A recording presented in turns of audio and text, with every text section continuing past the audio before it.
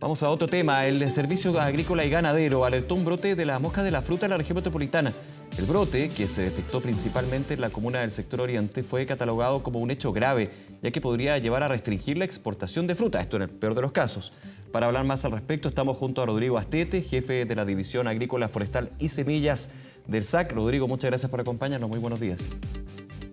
Muy buenos días, un gusto estar aquí para aportar información. Sí, gracias. Justamente ante la duda, yo creo que todos conocen lo que es la mosca de la fruta, tiempos aquí en Chile donde fue muy complejo, principalmente para el sector agrícola, y que con el tiempo, con el trabajo del SAC, con las barreras fitosanitarias, con todas las normas y medidas, se ha ido aplacando. Sin embargo, aparece este brote. ¿A qué obedece? ¿Es de alta preocupación? ¿Es de atención más bien? ¿Cómo se define? Bien, bueno, sí, efectivamente que estamos con un brote en la región metropolitana. Tenemos 5 brotes en distintas comunas, bastante acotadas dentro de la comuna, y estamos haciendo toda una labor de erradicación con el fin de llegar al mismo estado que siempre hemos tenido, de un país libre. Particularmente el hecho de tener que realizar las acciones de erradicación van en la vía de realizar estas acciones de control en forma oficial y así poder mantener esta condición que particularmente por esta condición de brote no se pierde. O sea, actualmente seguimos siendo un país libre de mosca debido a que estamos ejerciendo acciones de control.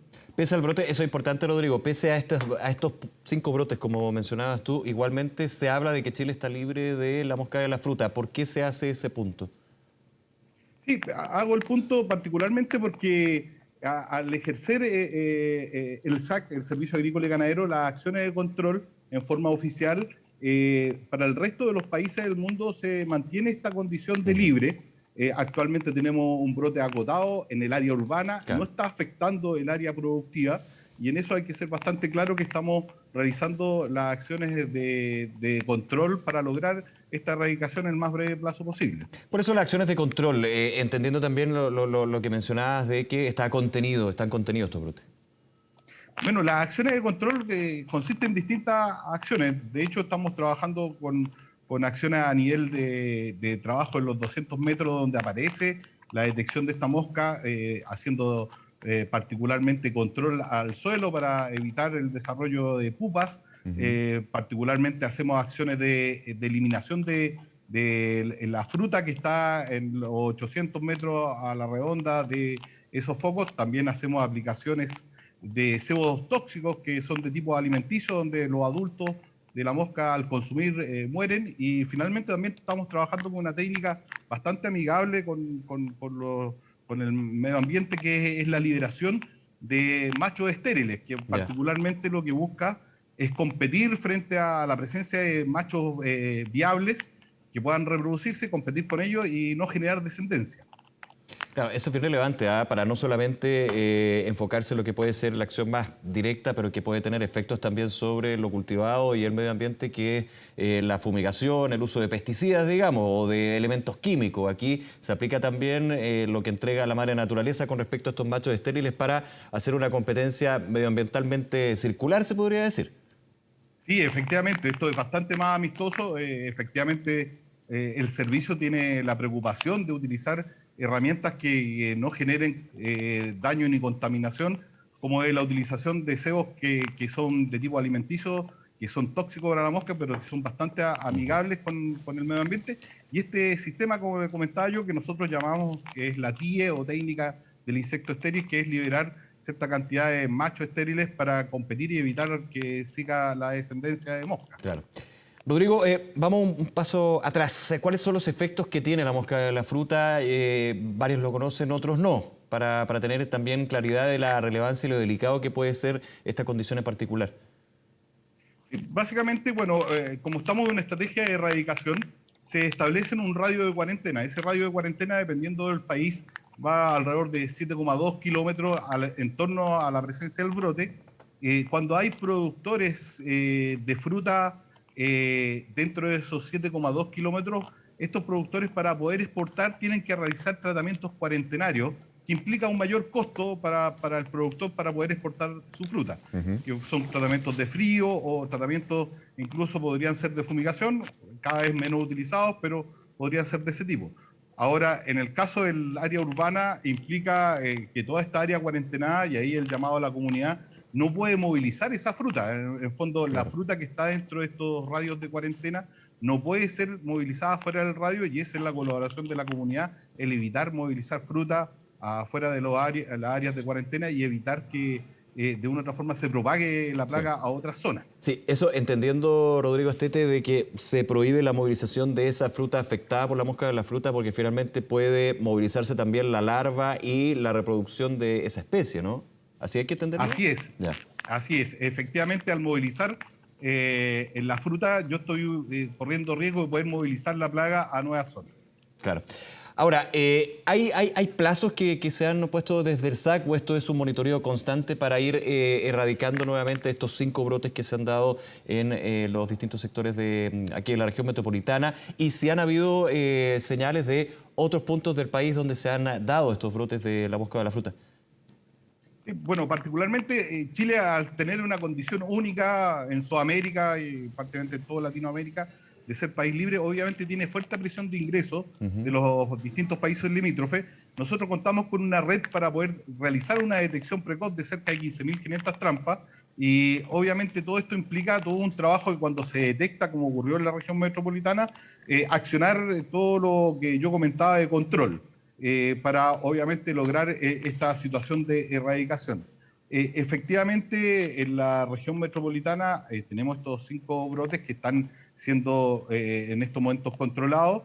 Requerimos, para poder levantar la cuarentena y hacer eficaz el control, tener un silencio de presencia de la plaga por 3 ciclos teóricos biológicos que, dependiendo de las temperaturas, pueden ir desde el tiempo de verano de 3 meses hasta 8 meses en situación de invierno. Ya. Y sí, probablemente esta condición vamos a lograrla de aquí a fines de diciembre, como erradicado, no teniendo presencia más de insectos o detectados en trampas.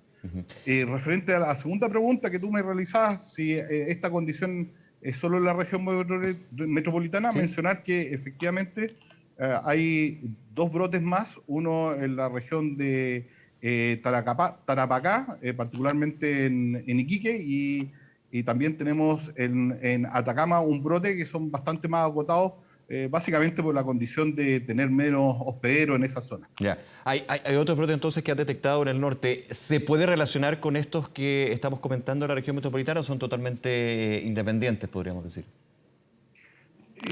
Si bien nosotros hacemos pruebas de genéticas de los haplotipos, hemos detectado que hay distintos haplotipos de ingreso de la mosca en la región metropolitana. Al menos tenemos dos haplotipos distintos en la región metropolitana. El poder decir que es una coincidencia con lo que está en la zona norte no es tan claro, pero sí podemos mencionar que en la zona norte, y bueno, también ha llegado a la región metropolitana, tenemos una fuerte presión de ingresos debido a los ingresos ilegales de fruta. De hecho, los primeros 3 meses de este año se han detectado en la región de Arica, por poner un ejemplo, cerca de 200 toneladas de distintas especies de contrabando, donde más de 80 toneladas de estas corresponde a fruta que es hospedera de mosca de la fruta. Entonces, sin duda, ahí también el llamado a la comunidad, aparte de poder apoyarnos en esta erradicación, es a no comprar fruta en zonas que no sean Esto por la entrada irregular e ilegal de fruta desde otros países, digamos, que son frontera con Chile. Ya. Son ingresos ilegales de fruta desde países fronterizos. ¿Y esto se ha dado con más fuerza? Lo pregunto también, no sé si hay aquí un efecto del cierre de fronteras por la pandemia, por ejemplo. Bueno, el cierre de fronteras por la pandemia yo creo que en el fondo evita que entre pasajeros por la frontera, pero todo el tema de carga ha continuado abierto y sí, claro. incluso se ha incrementado en los últimos años. Sí. Ahora, el tema de ingreso ilegal, eso es absolutamente fuera de cualquier marco de la ley, no está fuera del alcance incluso son contrabandos finalmente que ingresan por pasos ilegales. Finalmente. Por supuesto. Rodrigo, ahora, ¿cuál es la recomendación que ustedes como SAC entregan a los agricultores que se ven afectados por la mosca de la fruta en sus cultivos? Ustedes hacen entiendo, un monitoreo, un acompañamiento constante para contener los brotes, para erradicarlos también, pero ahí también hay un tema del agricultor. Por ejemplo, muchos se pueden preguntar a esta hora, fruta que esté afectada por este tipo de moscas, ¿se puede consumir, se puede comercializar? Obviamente la exportación ya es otro tema, es imposible por los altos estándares que se pide ahí, pero ¿esa fruta se pierde, por ejemplo? Bueno, particularmente volver a ratificar, el brote que tenemos es absolutamente urbano. Sí. No tenemos un área amagada de agricultores. O sea, coincidentemente con lo que ocurrió siempre en Chile, se desarrolla en un área urbana que es donde llega finalmente fruta en forma ilegal y en específico entonces no hay productores afectados. Los productores que se ven afectados tienen que ver con las medidas cuarentenarias que ejerce el SAC. Y ahí obviamente el SAC informa a cada uno de esos productores que para poder en esta área de cuarentena, que es una suerte de área buffer para evitar cualquier posible diseminación de la plaga y cumplir con los acuerdos internacionales, lo que se le exige para poder movilizar esa fruta es poder realizar tratamientos de tipo cuarentenario, los cuales principalmente que se utilizan son tratamientos de frío. Entonces implica un mayor costo a esos productores poder exportar esa fruta. Claro. Ahora, en el área urbana el llamado es súper claro, es apoyarnos en no movilizar y entregar, cuando los funcionarios del SAC perfectamente identificados, entregar la fruta para poder ser destruida. Rodrigo Astete, jefe de la División Agrícola, Forestales y Semillas del Servicio Agrícola y Ganadero. Rodrigo, muchas gracias nuevamente por acompañarnos, por la explicación y seguimos atentos a este tema. Que esté muy bien. Muchas gracias, Nicolás. Buenos días.